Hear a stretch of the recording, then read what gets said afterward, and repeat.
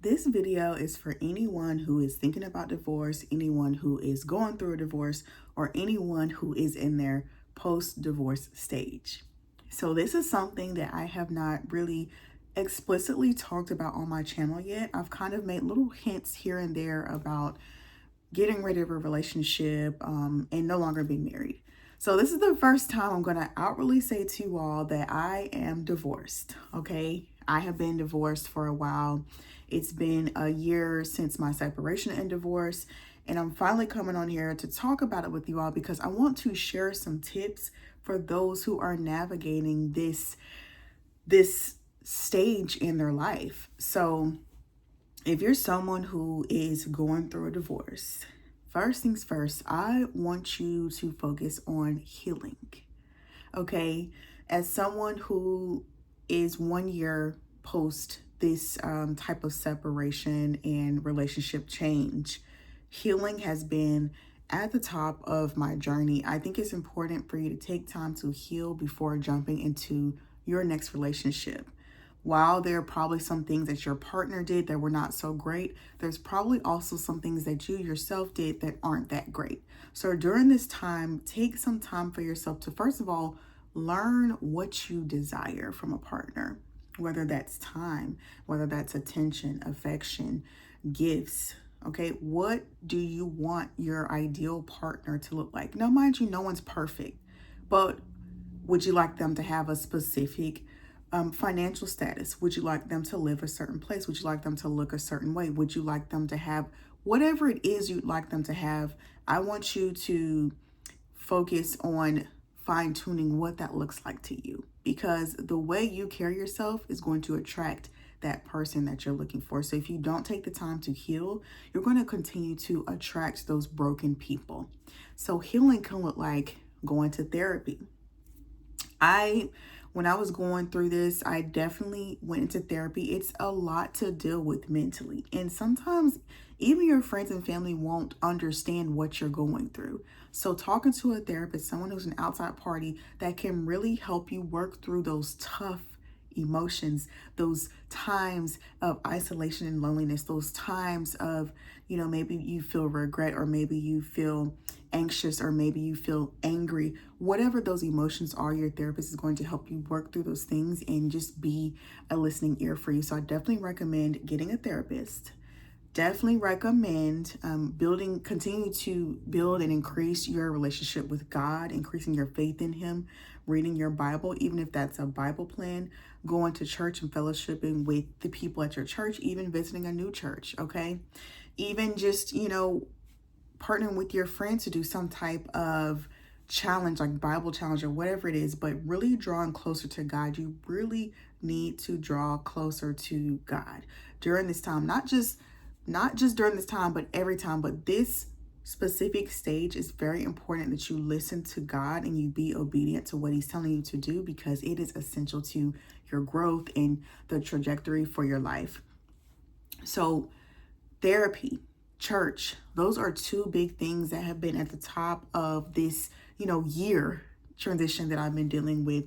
So it is going to help you heal.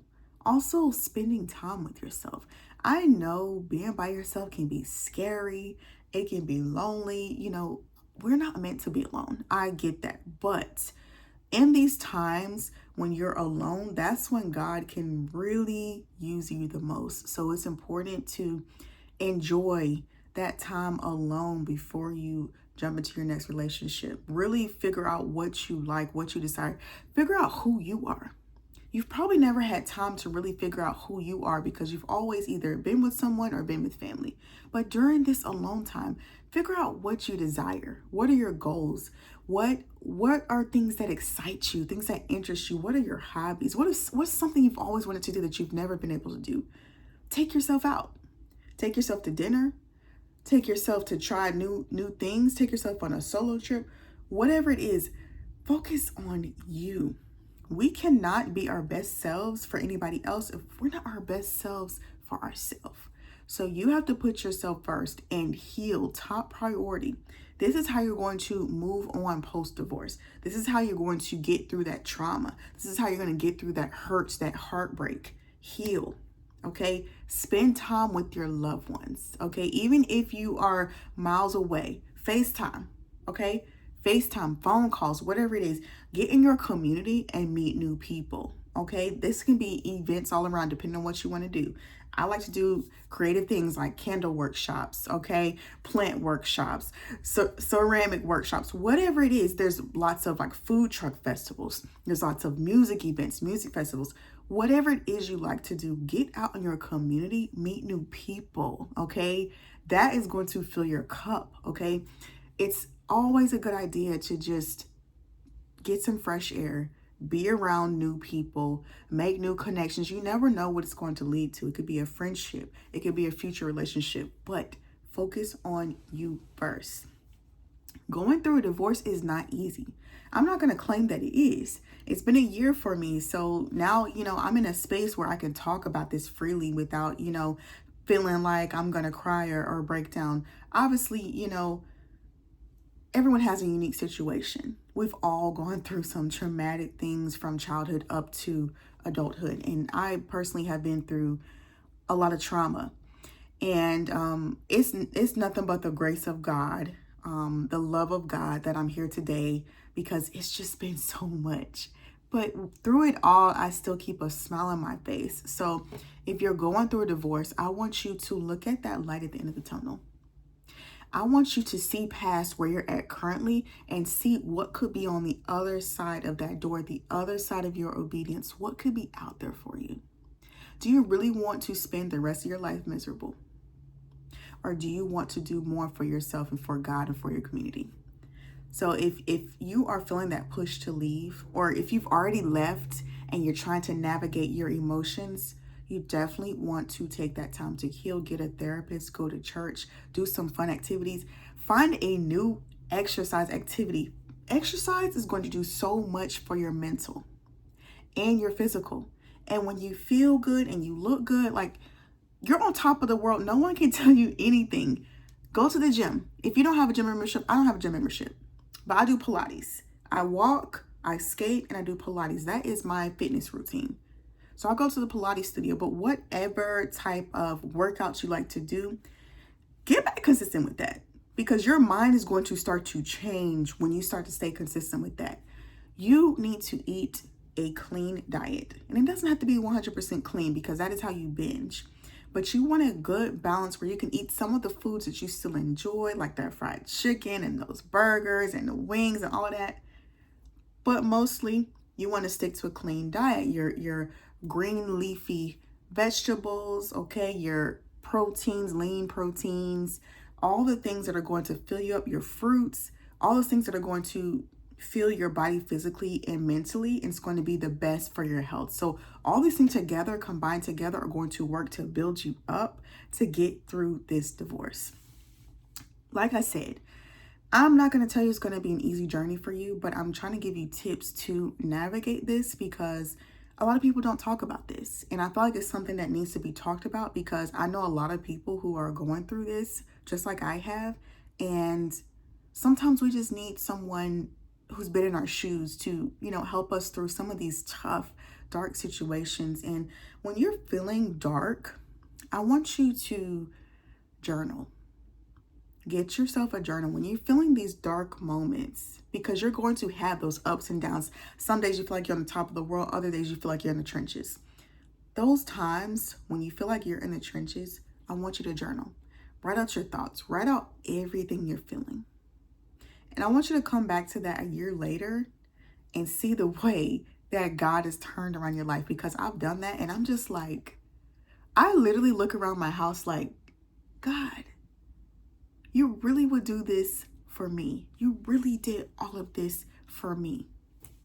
Just trusting you, just being obedient, just moving my feet, moving to another state, getting rid of toxic relationship, very, very toxic relationship that I don't know if or when I will ever discuss the details of everything I endured for the 8 years I was married, plus, the 4 years before that I was in a relationship. So a total of 12 years I was in a relationship.